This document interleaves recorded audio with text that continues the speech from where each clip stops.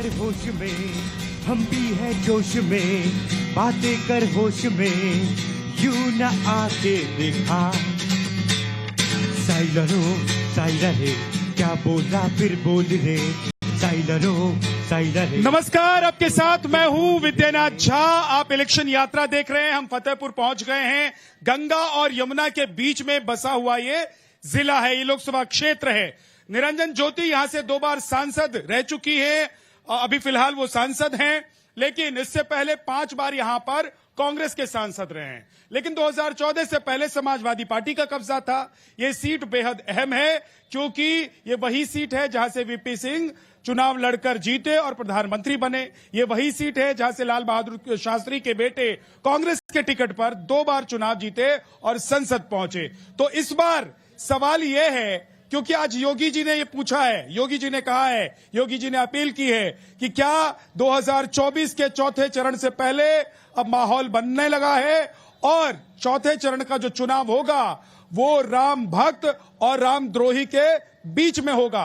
योगी जी ने दरअसल ये सवाल इसलिए पूछा है क्योंकि हाल ही में समाजवादी पार्टी के नेता ने कहा था कि राम मंदिर बेकार है। इसके अलावा आपने देखा कि लगातार जो विरोधी हैं बीजेपी के, इंडी गठबंधन के जो दल हैं, उनके नेताओं की तरफ से लगातार राम मंदिर को लेकर कोई ना कोई टिप्पणियां आती रही है। तो सवाल यह है कि क्या राम भक्त और रामद्रोहियों के बीच में यह चुनाव होने वाला है। हमारे साथ फतेहपुर की जनता है, बड़ी संख्या में, जरा जोरदार ताली बजाइए। कार्यक्रम की शुरुआत करें। हमारे साथ पैनल में नेता भी होंगे, बीजेपी के, समाजवादी पार्टी के और कांग्रेस के। लेकिन उससे पहले एक रिपोर्ट आपको दिखा देते हैं।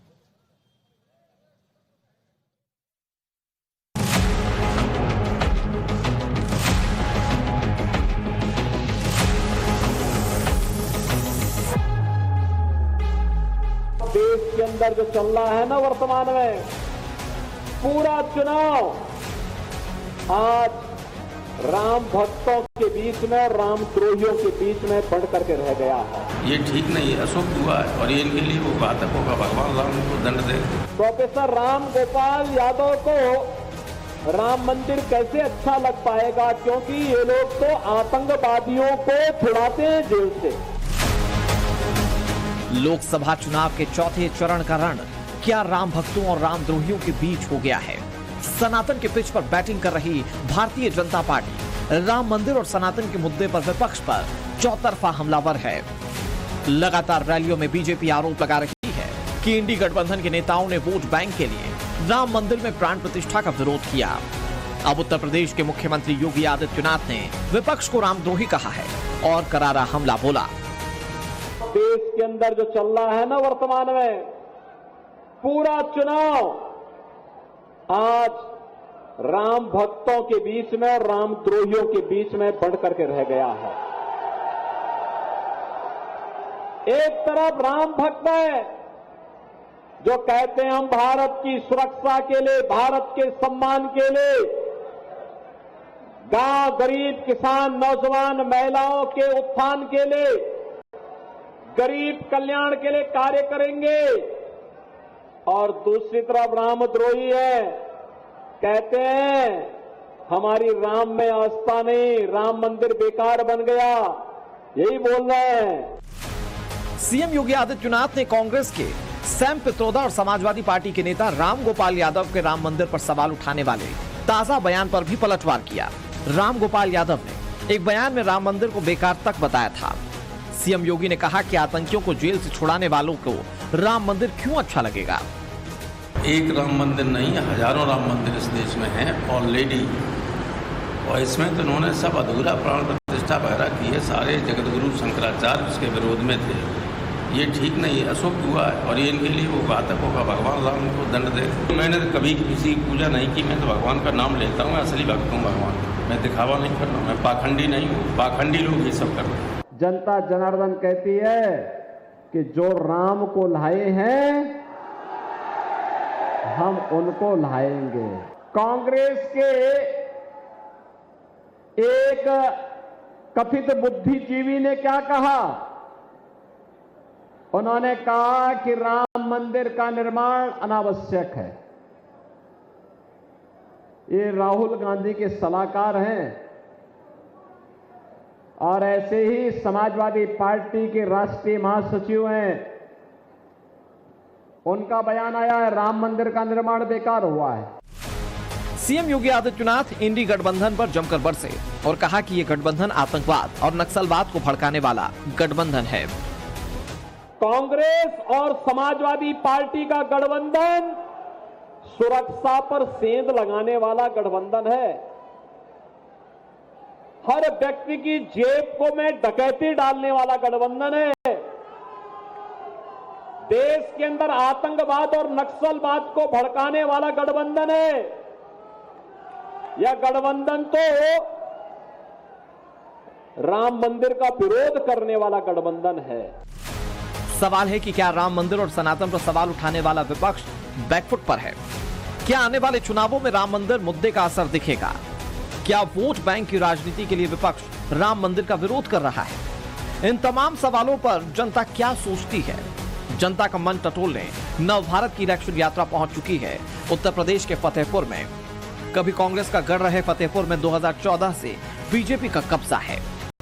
सवाल यह है कि अब की बार बीजेपी जीत की हैट्रिक लगाएगी या फिर विपक्षी दल कुछ करिश्मा करेंगे। तो चलिए इन सवालों का जवाब टटोलने की कोशिश करते हैं सीधे जनता के बीच इलेक्शन यात्रा में। आसमान के तले जय हो, जय हो, जय हो। जी हाँ, जय हो, लेकिन जय किसकी हो ये 4 तारीख को पता चलेगा। लेकिन उससे पहले बयानबाजियां चल रही हैं। योगी आदित्यनाथ ने ऐलान कर दिया है कि राम भक्त और राम द्रोहियों के बीच में चुनाव होने जा रहा है। हम फतेहपुर में हैं, यहाँ की जनता हमारे साथ है। मैं आप लोगों के पास आऊंगा, आप लोग तैयार रहिएगा अपनी अपनी बातें कहने के लिए और यहाँ पर जो मंच पर नेता खड़े हैं उनसे सवाल करने के लिए भी। लेकिन मंच पर जो हमारे साथ नेता हैं जरा उनसे मिलवा देता हूं। धर्मेंद्र जनसेवक हैं बीजेपी से हमारे साथ, बहुत बहुत स्वागत है आपका। हमारे साथ आजम खान है समाजवादी पार्टी से, डीपी दुबे है हमारे साथ कांग्रेस से। बहुत बहुत स्वागत है आप सभी का। आजम खान साहब, सबसे पहले सवाल आपसे ही है, क्योंकि रामगोपाल यादव जी के बयान को कोट करते हुए योगी आदित्यनाथ जी ने सवाल भी उठाया और उन्होंने कहा कि इंडी गठबंधन जो है वो राम विरोधी है और इस बार का चुनाव राम विरोधी और राम भक्तों के बीच में है, राम द्रोही और राम भक्तों के बीच में है। तो क्या आप लोग राम द्रोही हैं? आप लोग ये मानकर चल रहे हैं कि राम भक्त आप लोगों को वोट नहीं देंगे, इसलिए राम मंदिर और राम पर आप लोगों की टिप्पणी आती है? ऐसा नहीं है। पुरुषोत्तम राम सबके हैं और इन लोगों ने एक बांटने का काम किया है। मर्यादा पुरुषोत्तम, मर्यादा पुरुषोत्तम जी को बांटने का काम किया। हमारी पार्टी कभी भी राम बट गए, राम को बांटने का काम किया इन लोगों। बट गए राम जी, इन लोगों ने बांटने का। कैसे बट गए? कैसे क्या बांट गए भाई? वोट के नाम पे, धर्म के नाम पे लड़ाने का काम किया। तो राम जी कैसे बटे? राम जी ऐसे बटे कि अभी दिखाते क्या हमारी पार्टी के अखिलेश यादव जी की पूजा नहीं करते क्या? हाँ। मंदिर पे नहीं नहीं, राम कैसे बटे ये बताइए। राम बांट दिए इन लोगों ने। कैसे बटे राम बताइए ना। क्या हिंदू के हो गए, मुसलमान के नहीं रहे? क्या उच्च वर्ग के हो गए, नीच वर्ग के नहीं रहे? कैसे बटे? किसने बांटा बताइए? ये तो मोदी जी ने और योगी जी ने बांट। कैसे? इसी तरह भ्रम फैला के बांट दिया। क्या भ्रम फैलाया? कि वो ये नहीं पूछते। आज आपकी बोलती बंद कर दूंगा, मैं राम पर बात कर रहा हूं। और ये समझ लीजिए, इस देश में करोड़ों लोग हैं जो राम भक्त हैं। आप लोगों को वोट नहीं चाहिए तो बोल दीजिए एक बार कैमरे पर कि राम भक्त हमको नहीं चाहिए। लेकिन ये बांट का खेले वाली बात मत कीजिए, सीधा जवाब दीजिए। क्या आप लोगों को राम भक्तों का वोट नहीं चाहिए? क्यों नहीं चाहिए राम भक्त? तो रामगोपाल यादव क्यों कह रहे हैं? हम भी लोग रामगोपाल यादव क्यों कह रहे हैं कि राम मंदिर बेकार है? समाजवादी पार्टी के लिए राम मंदिर बेकार है? नहीं, कैसे बेकार है? नहीं बेकार नहीं है? अरे बोलिए ना। राम भाई पूरी तरह से, जिस तरह से 3-4 मेरे सवाल का जवाब दीजिए। जनता के सवाल का जवाब नहीं दे पाएंगे। जनता तो अपना मत तय कर देगी। पूरी तरीके से कंप्लीट नहीं था। हाँ। मंदिर प्राण प्रतिष्ठा जो की गई है, हाँ। वो पूरी तरीके से कंप्लीट नहीं था। आपको कंप्लीट नहीं लगती है जी? आपको तो राम भी नहीं लगते थे ना? आपको तो राम भी नहीं लगते थे वहाँ पर। ऐसा नहीं। कैसे पूरी तरह से कंप्लीट नहीं था? क्या जानकारी है आपको राम मंदिर के बारे में? राम मंदिर के बारे में आप क्या जानते हैं? अभी आप कैसा पूरा नहीं कह सकते आप राम मंदिर के बारे में? राम अपने आप में पूरा है। आप राम को कैसे कह सकते हैं, राम के मंदिर को, कि राम मंदिर पूरा नहीं था? आप कैसे कह सकते हैं? राम मंदिर के बारे में आप जानते क्या है? क्या है राम मंदिर? आप भाई कितना अध्ययन किया राम मंदिर के बारे में? आपको राम अधूरे लगते हैं? आपको राम मंदिर अधूरा लगता है? आप राम के बारे में क्या जानते हैं? आप राम के बारे में बताइए, क्या जानते हैं आप राम के बारे में? मैंने what do you think about Ram? Ram के बारे में आप जानते क्या है? कैसे राम पूरे नहीं है? मंदिर कैसे पूरा नहीं है? आप कैसे कह सकते हैं मंदिर पूरा नहीं है? आप अपना पक्ष स्पष्ट कीजिए, मंदिर कैसे पूरा नहीं है? आप बताइए मंदिर कैसे पूरा नहीं है? आज भी वहाँ काम चल रहा है। काम तो घर में लगातार चलता है। जब आप घर बनाते हैं तो घर में लगातार काम चलता है। ये तो कभी टाइल्स चलती है, कभी पत्थर चलता है। आपके 4 गुरु, आप उनसे पूछिए। कौन 4 गुरु हैं? एक सेकंड रुकिए धर्मेंद्र जी, 1 मिनट रुक जाइए। चलिए, राम को तो आप नहीं जानते हैं आजम खान साहब, ये बताइए औरंगजेब को जानते हैं? मुगल को जानते हैं? किसको जानते हैं बताइए? औरंगजेब को जानते हैं? औरंगजेब को जानते हैं? नहीं जानते हैं, हिस्ट्री में है, उनको पढ़ा है, देखा है, सारी क्या पढ़े हैं? देखा गया उनको। है? लेकिन क्या पढ़े हैं भाई साहब? चलिए एक बार डीपी दुबे जी के पास चलते हैं। डीपी दुबे जी, क्यों आप लोग राम विरोधी हो गए और क्यों योगी आदित्यनाथ कह रहे हैं कि ये चुनाव राम भक्त और राम द्रोहियों के बीच में? पहले तो आप ये बताइए कि किसने कहा है कि राम विरोधी हैं हम? योगी आदित्यनाथ कह रहे हैं। योगी आदित्यनाथ जी गलत कह रहे हैं। मैं आप खुद एक वकीलों, ब्राह्मण हूं। आप जब राम मंदिर का मैं- निर्णय हो रहा था, सुनिए, जब राम मंदिर का सुनिए, निर्णय हो रहा था, तब कांग्रेस और समाजवादी पार्टी के लोग अपने वकील खड़े कर रहे थे। पहले आपके सरकार के लोग एक मिनट धर्मेंद्र भाई, एक लाला बाजार में आए हैं कि बात करके। करने आए? हाँ। पहले आप ये नहीं नहीं, बताइए। प्लीज आप तो बाजार वाली बात कर रहे हैं। या हाँ। तो एक आदमी की बात सुनिए, आप जिसको कहिए बात ना अपनी करने बात। का मौका दिया जाए, उसकी बात सुनिए। हाँ। और या तो चिल्लाना है तो चौराहे में खड़े हो ठीक जाइए। बात, आप अपनी बात कहिए प्लीज। आप राम मंदिर के बारे में कह रहे हैं देश को छोड़ के कि मैं जा कैसे रहा हूं। विरोधी हैं आपके मैं आपके भी- कांग्रेस के लोग। अरे मैं बता राम रहा हूं। मंदिर में जब मुकदमा चल रहा था, उसके विपक्ष में कहाँ? वो अधिवक्ता खड़े कर रहे थे, सुनिए। वकील खड़े कर रहे थे। आप बता रहे हैं कैसे विरोधी हैं? विरोधी नहीं है आप। अगर- आप इसका जवाब दीजिए। आपके कांग्रेस ने वकील क्यों खड़े अरे किए? भैया- राम मंदिर पे आपके कांग्रेस ने वकील क्यों खड़े किए? आप इसका जवाब दीजिए। राम मंदिर में आपकी कांग्रेस ने वकील धर्मेंद्र क्यों जी, खड़े एक सेकंड किए? रुकिए, उनको बोलने का मौका तो और दीजिए। गैस निकालिए, धर्मेंद्र जी, पहले हाँ, गैस नहीं। निकालने दीजिए प्लीज ना। प्लीज बोलिए बोलिए। आप कह रहे हैं नहीं, कि इंतजार रह जाएंगे। आप- 14 में भी इंतजार किया, 19 में भी करेंगे, 24 में भी करते रह जाएंगे। बोल लीजिए सर, मौका है। आप कह रहे हैं कि कांग्रेस राम विरोधी है। कांग्रेस राम विरोधी होती तो राजीव जी ने ताला खुलवाया होता मंदिर का। पहले तो उन्होंने ताला खुलवाया। राजीव जी की मजबूरी थी। राजीव जी की मजबूरी थी। मजबूरी थी भैया। राजीव जी के बाद राहुल गांधी जी ने कितना मंदिर का दर्शन किया? अरे मैं भैया, सोनिया जो मैं गांधी कह जी रहा ने हूं- कितने बार मंदिर का दर्शन किया? जो मैं कह रहा हूं, सोनिया उसका गांधी जी ने जवाब कितने दीजिए। बार मंदिर के लिए आप अपने उसका वकील पहले नहीं खड़े जवाब किए? दीजिए कि राजीव गांधी जी ने क्यों ताला खुलवाया? कांग्रेस की मजबूरी थी। कांग्रेस अगर कांग्रेस की राम मजबूरी विरोधी थी। तो क्या मजबूरी थी? कांग्रेस की मजबूरी थी। जनता चाहती थी कि मंदिर का ताला खुलना चाहिए। चाहती थी कि नहीं चाहती थी? भाजपा की जनता चाहती थी कि मंदिर का भाजपा की ताला खुलना मजबूरी, चाहिए। भाजपा की मजबूरी थी सरकार बनाना। इसलिए रामचंद्र मर्यादा पुरुषोत्तम राम के उन्होंने पीछे वो किया, अपने को पीछे लगाया। मैं तो एक चीज कह रहा हूं, इसलिए कि एक उनको सेकंड आपकी रुकिए। कांग्रेस ने क्यों नहीं लगाया? धर्मेंद्र भाई, 1 मिनट रुकिए। सरकार में आना- अब दुबे जी, आप भी रुक क्यों नहीं जाइए। लगाया? मान आपकी लीजिए कांग्रेस मैं ने एक सेकंड जनता के पास चलता हूं, क्योंकि देखिए यहाँ पर 6 विधानसभा की सीटें हैं और उसमें से 3 पर बीजेपी है, 2 पर समाजवादी पार्टी है और कुल मिलाकर 4 सीट पर एनडीए है। अपना दल पर एक विधायक है। तो जनता से मैं ये आज पूछना चाहता हूं कि भैया मान लीजिए मजबूरी में ही सही और वोट लेने के लिए ही सही, अगर राम मंदिर बना है तो क्या राम भक्त अब उन लोगों के साथ खड़े होंगे, जाएंगे, उनको वोट करेंगे जो लोग राम मंदिर या राम के खिलाफ बोल रहे हैं? बताइए कौन कौन लोग उनके साथ खड़े होंगे? हाथ उठाइए जरा एक बार। क्या आप लोग राम विरोधियों के साथ खड़े होंगे? जोर से बोलिए भाई। क्यों नहीं होंगे? क्यों खड़े हो? जो राम का नहीं वो हमारा क्या होगा? वो देश का क्या होगा? उसको तो अमेरिका ले जाना है ना। आप कौन नहीं है राम का? वो तो कह रहे हैं कि सिर्फ योगी जी आरोप लगा रहे हैं। हैं तो आप कांग्रेस वोट पार्टी, दीजिए ना। कांग्रेस पार्टी में कोई हिंदू है ही नहीं है। पहले उच्च पद पे आप ये हमको बताइए। राहुल गांधी जी हिंदू नहीं है, जनेऊ दिखा रहे थे। तो हम क्रॉस ब्रिज कहते हैं, ये नहीं है। जब 370 हटा तब ये कहाँ थे? कश्मीर से जब 370 हटा तब ये कहाँ थे? इन्होंने कभी उसका पक्ष लिया है? अरे सर, बहुत देर से डिबेट हो रही, बेरोजगारी, महंगाई, इस पर भी बात होगी। इतनी देर से आप लोग सब शुरू हैं। भाई देश की सबसे ज्यादा यहाँ पर बेरोजगार लगभग 65% जनसंख्या है। ठीक, उसकी बात आपको राम, रहीम, अकबर, औरंगजेब, ये सब बात अलग है। ये इतिहास हो गया। आज की बात है, आज की समय, वर्तमान समय सबसे बड़ा मुद्दा है महंगाई। क्या राम जो है या राम मंदिर मुद्दा नहीं है? और योगी आदित्यनाथ ने जो बातें कही हैं वो कोई मायने नहीं रखती है? आप किस उद्देश्य से यहाँ पर आए हैं? आप एक निर्वाचन को में जागरूकता के लिए आए हैं। नहीं, हम तो डिबेट के लिए आए। नहीं तो डिबेट आपका जो गलत। जागरूकता के लिए तो आप जैसे लोगों को रखा हुआ है, जागरूकता के लिए तो आप जैसे लोगों को रखा हुआ है। क्या नाम है आपका? मेरा नाम सुनील कुमार गुप्ता। गुप्ता जी, ये बताइए कि क्या राम भक्त और रामद्रोहियों के बीच में ये चुनाव है? भैया हम तो राम भक्त हैं और राम भक्त के साथ। राम भक्त कौन है? राम भक्त हमारे मोदी जी हैं।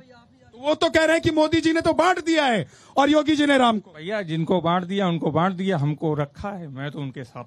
अच्छा, है खिलाएंगे क्या? बेरोजगारी कौन देखेगा? राम जी खिलाएंगे यहाँ आके क्या? ये बताइए, 4 साल नौकरी हो गई है, एक बार चुनाव लड़ने की उम्र मांग रहे हैं और यहाँ नौकरी 4 साल कर दिए हैं।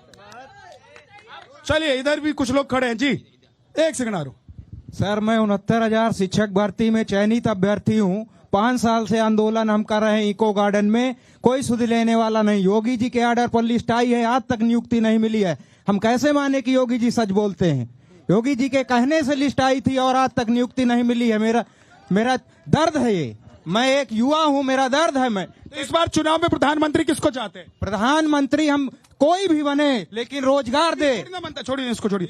कोई भी नहीं बनता है ना, कोई एक आदमी तो देश का प्रधानमंत्री। अभी जो उम्मीदवार दिखाई दे रहे हैं उनमें आप किसको प्रधानमंत्री चाहते हैं? जिसने सबसे ज्यादा रोजगार दिया, कांग्रेस का प्रधानमंत्री चाहता हूं। जय हो। कांग्रेस ने रोजगार दिया। ये बीजेपी के नेता हमारे साथ हैं। मैं आपसे पूछना चाहता हूं कि ये कह रहे हैं कि कांग्रेस ने रोजगार दिया, तो 10 साल में आप लोगों ने क्या जो 60 साल में रोजगार मिला उतना रोजगार नहीं दे पाए? रेशो अगर देखे तो कांग्रेस ने रोजगार दिया तो बेरोजगार कैसे हो गए? इनकी उम्र तो अभी 30-32 साल से ज्यादा है। 18 साल में इनका रोजगार लग जाना चाहिए था। इनकी मानसिकता में बेरोजगारी है, काम करना नहीं चाहेंगे। बेरोजगारी जब से 2014 के बाद भारत की जीडीपी कितनी बढ़ी है जानकारी में है आपको? कितनी बढ़ी है? आप कांग्रेस ने अगर रोजगारी दी तो इतने लोग जिनके सर के बाल झड़ गए अभी तक बेरोजगार क्यों दिख रहे हैं? इनके दिमाग में केवल बेरोजगारी का फितूर छाया हुआ है। काम करना नहीं चाहते हैं। ठीक है, काम करना नहीं चाहते हैं। सरकार इनको खाना देगी क्या? अब रुक जाइए, क्या हो गया? भारतीय जनता पार्टी के नाम बताइए पहले। इशरत खान, फतेहपुर। भारतीय जनता पार्टी के जो ये प्रवक्ता कह रहे हैं कि डीजीपी बढ़ी है। अरे भैया, डीजीपी नहीं, रोजगार बढ़ाओ। रोजगार कहाँ? डीजीपी कहाँ बढ़ी है? ये कह रहे हैं डीजीपी के क्या बढ़े हैं? डीजीपी क्या होती है? बोलना सबको है, देखिए बोलना सबको है, पता हो कि नहीं पता हो। जी आप बताइए क्या कह रहे हैं? ये कह रहे हैं कि अखिलेश और मुलायम के राज में क्या था? चोरी, बदमाशी, छेड़खान। कोई जो कहता था मुलायम से, अरे बोले बच्चे हैं गलती कर डालते हैं। और मोदी योगी के राज में कुछ होता है तो क्या होता है? बुलडोजर चला दो, सब चोर बदमाश बिल में घुस गए। ये क्यों अब ईमानदारी सरकार चल रही है? क्या? हाँ, एक मिनट, माइक छोड़ दिया करो, माइक तो मुझे पकड़ना। रोजगार के विषय में बस इतना कहना चाहता हूं, जो लोग कह रहे हैं कि सपा की सरकार में या कांग्रेस की सरकार में रोजगार था, तो मैं कह देना चाहता हूं, जो दरोगा भर्ती सपा सरकार में हुई थी उसमें कितने ज्यादा लोग चयनित हुए थे और कितने मुस्लिम लोग चयनित हुए थे, ये आप लोगों से छिपा नहीं है। तो आप लोगों को बताना चाहता हूं, अगर स्वच्छ रोजगार कहीं हुआ है तो भाजपा की गवर्नमेंट में ही हुआ है। भाजपा। ठीक है, अब मैं एक बार ऊपर चला जाता हूं, तब तक गौरव, अगर लोग कह रहे हैं तो थोड़ा सा कोई धुन भी आप बजा सकते हैं, लेकिन उससे पहले समाजवादी पार्टी के नेता से मेरा सवाल है। देखिए, राम के सवाल पर तो आप जवाब नहीं दे पाए, है ना? ना आप राम को जान रहे हैं, न औरंगजेब के बारे में आपको पता है। लेकिन रोजगार पर जो लड़का कह रहा है कि पहले आप लोग जात धर्म देखकर रोजगार भी बांटते थे, तो आप लोगों को कैसे जनता चुनेगी भाई? रिजेक्ट तो करेगी ना। कहा हम लोग ने ऐसे बांटा, आप खुद देख लीजिए उठा के। और आज आप देख लीजिए, 8 साल हो गए योगी जी की सरकार को, एक भी नौकरियां मिली? सारे पेपर लीक हुए। हिंदुस्तान में पहली बार नीट का पेपर लीक हुआ। पेपर भी लीक हो रहा है तो समाजवादी मानसिकता के लोग पेपर लीक कर रहे हैं।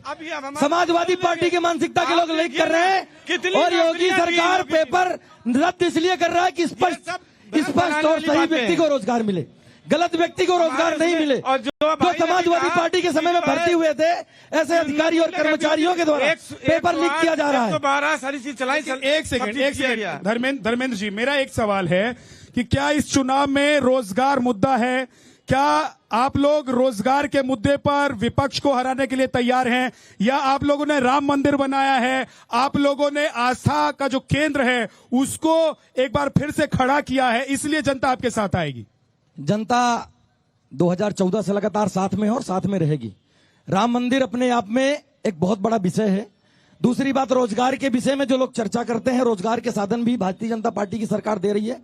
बैंक में नौजवानों को लोन की योजना दे रही है, नौजवानों को डेयरी फार्म लगाने की योजना दे रही है, नौजवानों को तरह तरह की योजनाएं भारतीय जनता पार्टी की सरकार दे रही है। और रही बात राम मंदिर की, तो राम मंदिर कोई छोटा विषय नहीं है। राम मंदिर अपने आप में, और हम हिंदू जनमानस के जो भाजपा के कांग्रेस के नेता कह रहे हैं कि ये तो मुद्दा है ही नहीं, ये कांग्रेस के लोगों के लिए कभी कांग्रेस राम विरोधी है ही नहीं। कांग्रेस के लोगों के लिए कभी मुद्दा ही नहीं था। दुबे जी, आप राम विरोधी नहीं है तो मतलब राम भक्त जो है वो आपके साथ हैं? आप बात डिबेट को दूसरी लाइन में ले जा रहे हैं। मैं उसी लाइन पर ले जा रहा हूं जिस लाइन पर समाजवादी पार्टी के नेता बोल रहे हैं, जिस लाइन पर कांग्रेस बोल रही है, मैं उसी लाइन पर ले जा रहा हूं। जिस लाइन पर देश बोल रहा है पूरा, उसी लाइन पर ले जा रहा हूं। मैं जो सवाल पूछ रहा हूं इसका जवाब नहीं है तो वो भी बोल दीजिए। नहीं, जवाब है। आप हमारी बात का जवाब दीजिए। नहीं, मैं आपकी बातों का जवाब देने के लिए नहीं आया हूं। भाई साहब, नेता आप हैं, चुनाव आपके नेता लड़ रहे हैं, आपके प्रतिनिधि लड़ रहे हैं। मैं जवाब दे नहीं हूं जनता के प्रति, आप लोग जवाब दें। मैं आपको जवाब दे रहा हूं ना। बोलिए। अभी आपने कहा कि उनकी एज उस समय 18 साल थी, तो उनको कांग्रेस के समय में क्यों? आपने नहीं, मैं उनकी बात कर रहा हूँ, भाजपा प्रवक्ता जी की। उन्होंने कहा कि उस समय उनकी 18 साल एज थी तो उनको रोजगार क्यों नहीं मिल गया? 18 साल में रोजगार लायक आदमी हो जाता है। 18 साल में तो केवल इंटर करके निकलता है वो। जब वो 18 साल का नौजवान सीडीएस बनता है, 18 साल का नौजवान देश की नौकरी के सबसे सर्वोत्तम व्यवस्था में बैठने का काम करता है, जो भारत की सेना है उसका अधिकारी बनता है। आप कैसे कह रहे हैं? आप जानकारी करिए। सीडीएस कितने उम्र में बनता है? आप जानकारी करिए, कैसे कह रहे हैं? मैं नहीं सहमत हूँ। I am also civil engineer, वकील हूं मैं, सब कुछ हूं। मैं आपसे बता रहा हूं कितने साल का हो जाता है आदमी का वो तैयार होता है। 30 ईयर एज इस समय उनकी है नाउ। 25। एक सवाल का जवाब दीजिए। चलिए, मान लिया, एक सेकंड रुक जाइए दुबे जी, एक सवाल का जवाब दीजिए। उधर से जो नौजवान था उसने ये भी कहा कि 65% लोग यहाँ के जो हैं वो बेरोजगार हैं। ठीक है ना? ये सही आंकड़ा है या गलत आंकड़ा है वो एक अलग बात है, लेकिन उसके हिसाब से 65% लोग बेरोजगार हैं। तो ये बेरोजगारी 10 साल में हो गई है। 10 साल में तैयार हुई बेरोजगारी। हाँ, जो भाई बताया। अरे 60 साल में आप लोगों ने क्या किया ये बताइए। 60 साल में तो देश बहुत बढ़िया चल रहा था। अच्छा, रोजगार था? कुछ भी रोजगार। कितना परसेंट? इतना ज्यादा रोजगार? कितना परसेंट? कल कारखाने थे। कितने परसेंट लोगों को रोजगार था ये बताइए। उस समय 70% लोग रोजगार पा रहे थे। 70% लोग। भाई साहब सुनिए, और क्या? मैं एक मिनट जरा नीचे, एक बार मैं आप जनता के पास चलता हूं। देखिए, ये मुद्दा जो है बेरोजगारी का, ये है एक मुद्दा, इसमें कोई दो राय नहीं है। लेकिन सवाल ये है कि क्या बेरोजगारी के मुद्दे पर आप लोग प्रधानमंत्री चुन रहे हैं इस बार? ऐसा कुछ नहीं है। पब्लिक बढ़ने से भी बेरोजगारी हो सकती है ना, महंगाई इससे भी बढ़ सकती है।